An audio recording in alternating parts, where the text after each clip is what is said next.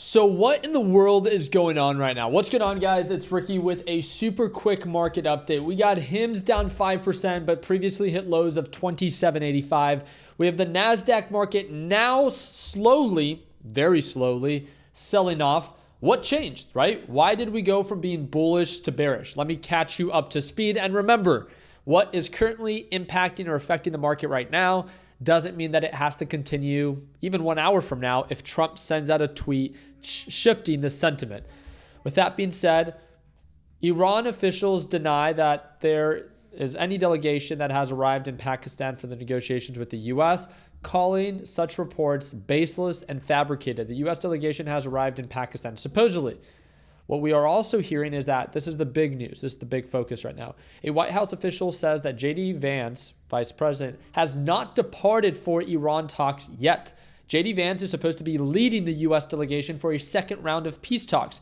Iran has denied any delegation has arrived in Pakistan for negotiations with the U.S. Because of this and this confirmation that J.D. Vance has not departed for the second round of peace talks, oil prices are going back up. Now we're seeing a slight retracement with the NASDAQ market. Now, don't get me wrong. What can we take from this? This can quickly shift if, again, this update is debunked. If J.D. Vance actually ends up showing in Pakistan for the second round of talks, then markets will most likely go back to retest previous all-time highs. Let's make sure that we understand that. Based off of the current news, this is what the market is now reacting to. Even with, this is the part that irritates me. This is the part that we talked about it in our LPP team live trading session today. Think about this. Markets are trading now at all-time highs. They're celebrating new all-time highs for what? That now we supposedly no longer have this war with Iran. So now we're back to square one. But we've spent $40 billion of taxpayer dollars to fund this war. So now we're trading at all-time highs because there was the end to the war. How many times are we going to celebrate the end of this war, right? Because that was the initial rally. And then we learned more about the ceasefire and that it was possibly going to fall through. And then no, the ceasefire was going to continue. There was a deal going to be made. Markets were pushing higher. Okay, cool. Now we're still trading relatively pretty close to all-time highs. And don't get me wrong. Would any of us be surprised that if they do announce peace talks and JD does show up for this, second round of deal in Pakistan of negotiations, that markets would push to new all-time highs? What are we celebrating here? That's what I really want to understand. Oh, but it's already priced in, right? What's priced in? That we're back to square one. Labor market is incredibly weak. Inflation is rising. And what in the U.S. economy is thriving right now? It just literally makes no sense how anything can be trading at all-time highs when consumer spending is projected to be at one of the lowest levels since 2022. But yet, markets stay irrational. Again, the reason I'm sharing this is not to convince you, you need to sell your... No. I encourage you that if your bias is no, markets are only going to trade higher, I challenge you. I say, buy as much as you can afford at these elevated levels if you think markets are so cheap. But if you can kind of zoom out and look at the different time frames, right? Different time frames give you different perspectives and just really have a true conversation with yourself. It's not that markets have to sell off or that you have to short the markets, but at these elevated levels with everything that's going on right now, do you really believe that markets are going to continue to trade higher with tariffs, with what's currently going on in the economy? Do you really see them to remain at these elevated levels? And if you do, all power to you. For me, the reward is not worth the risk. There is so much greater downside potential than there is upside. So at least in the most simplest way, it makes no sense to go long at these elevated levels, but it also might not make sense to short because you are correct. Markets are so resilient. Markets are so bullish, which is why I think that right now, majority of our LPP team, they're waiting cash, right? They're waiting for confirmation. They're just waiting for the trigger to take place because we all know that markets are elevated. We've experienced one of the biggest rallies in a short period of time since 2009. We're waiting for the trigger and confirmation of things to begin to correct. And once they do, then we can begin to have fun and short the market for those that have the experience to do so. But I do agree with the NASDAQ market. It's been pathetic. Although the market is kind of selling off today, really, So you're telling me that when there is a ceasefire announcement, markets rally 2 or 3% on a day, but when there's confirmation of no deal actually happening and the ceasefire is supposed to expire in just a few hours, markets pull back 0.25%. So we're okay with overreacting on the upside, but underreacting on the downside. Make that make sense. Again, food for thought, right? That being said, I see there to be so much greater opportunity with more of like these individual companies. NASDAQ, it's just holding too strong. Shorting the NASDAQ market, in my opinion, just doesn't make much sense right now because it's too resilient. But there's a handful of companies that are showing a little more weakness. I think that's the best way that I can put it. HIMS sold off to lows of 27.85. It peaked, got rejected. We talked about this in our live trading session and is now down 4% from its highs that it made today. But again, it has a lot more downside, 8 to 9% downside of margin if and only if the sell-off continues. Even MSTR is showing some signs of weakness. MSTR is down about 2% on the day, but that's nothing in comparison to what it offers if it actually does actively begin to sell off. Again, don't get me wrong. If you are bullish on MSTR and you think it's going to continue to go up, buy as much as you could afford. 100%.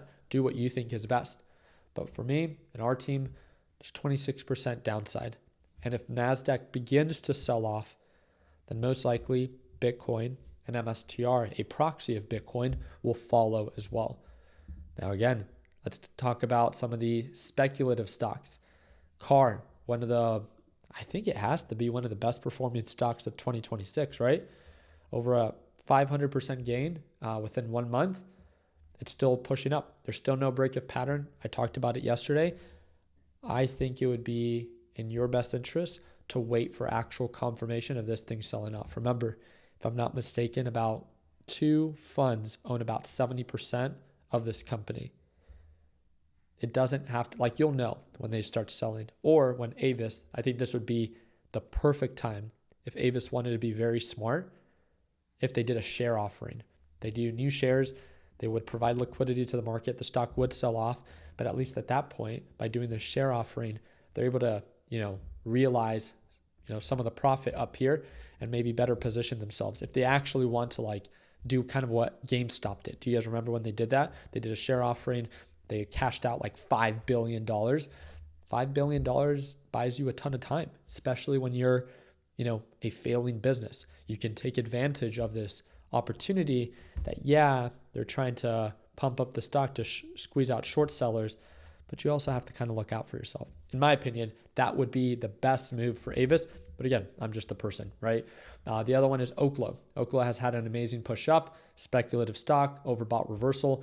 If it does end up selling off, again, no confirmation of that just yet, but if it does, this thing offers about 25 to nearly 30% of potential downside. I also do want to give a huge shout out to, I'm not a big fan of the stock by any means. Where is it? Open. Open is up 8.3% from lows of $4 to highs of nearly $6. It was a huge runner. Percent-wise, one of the biggest runners in a short period of time. That's great. It's done this in the past before. It moved up about 30%. But do you know how to take profits? Because we all know that eventually it peaks and then it sells off again. So hopefully you do your part in taking advantage of this rally and selling when it makes sense to not end up bag holding all the way back down to $4 per share. So we'll see. We'll see how markets continue to progress. I feel like just a lot of things are contradicting one another, and that's just because of the way that Trump is choosing to kind of negotiate through what's going on in the Middle East, right? I've never seen anything like it. It's madness that the president can continue to contradict himself every single day in the middle of this war, where he says one thing and then does another. It influences markets and then creates these bull traps or these bear traps on either side, right? It's a form of market manipulation that we've never seen before, and I've never seen so many people okay with it.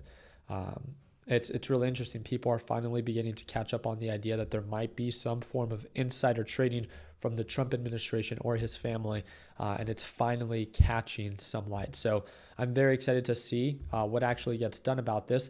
As we've seen, I mean, he's had no issue enriching himself in his presidency. He's gained over $2 billion in just the past year.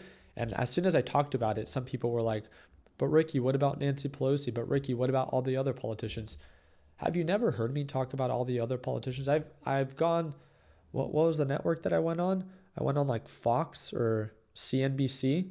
What was it? No, Fox News. And I called out, I got asked or invited to talk about GameStop, but I kind of pivoted and talked about how I wasn't a fan of politicians taking advantage of the political position or privileged position that they put themselves that they put themselves in to enrich themselves. There's a fine line. I don't care, Republican, Democrat, I don't care what you call yourself. If you are voted into a position of power and you have access to that information, I believe that you should not have any ability to invest in anything other than maybe the NASDAQ or the S&P 500, just a flat index.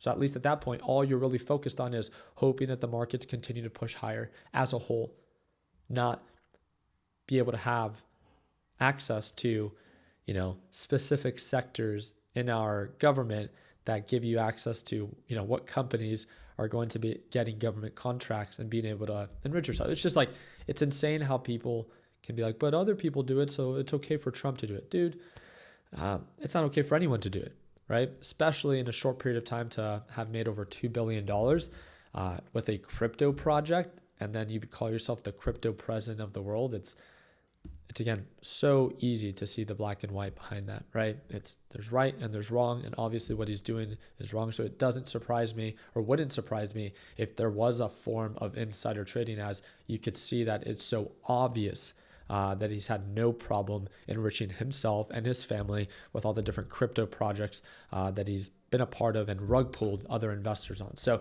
very excited to follow up. Again, as of right now, there's uncertainty because of JD Vance and him not heading on over to the Iran round 2 talks, but we'll see how things continue to develop. Markets can shift in a moment's notice. So I'll do my part in keeping you guys up to date. If you guys have any questions, feel free to reach out. And don't forget, if you ever want to join our live sessions, it's our second link in the description down below. Appreciate your time. Like always, let's make sure that we end the year on a green note. Take care, team.